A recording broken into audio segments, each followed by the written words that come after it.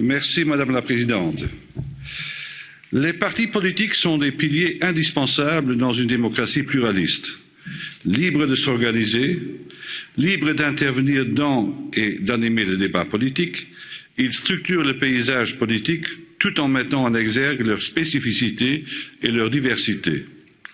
Leur liberté d'expression, il est devenu banal de le répéter, ne devrait pas être encadrée au point d'étouffer le débat politique. Notre modèle européen est construit sur l'irréductibilité de la dignité de la personne. L'individu qui enfreint cette règle entre en conflit avec la loi. L'on ne voit pas pourquoi cette règle ne s'appliquerait pas non plus aux partis.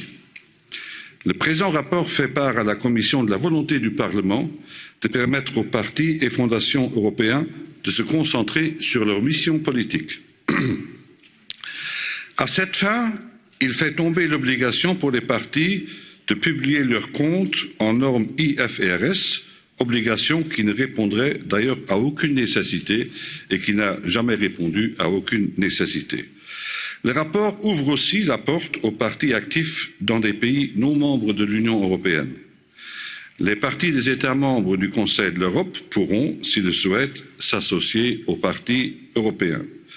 Aussi invitons-nous la Commission à faire figurer dans sa proposition législative la possibilité pour les partis de participer aussi financièrement à une campagne référendaire d'un État membre lorsque l'enjeu de cette campagne impacte le fonctionnement de l'Union européenne notamment.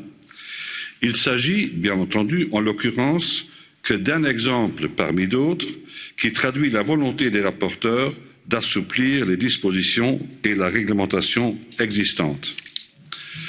S'agissant du financement des partis et fondations européens, je ne vous cache pas qu'en tant que rapporteur, ma nette préférence va au modèle du soutien financier aux partis basé sur le nombre de députés qui siègent au Parlement européen sous la bannière de leur parti. Finalement, pour me limiter strictement à l'essentiel, je rappellerai que le rapport fait référence aux listes transnationales qui ne pourront devenir réalité, bien entendu, que dans la mesure où la volonté politique pour ce faire soit au rendez-vous.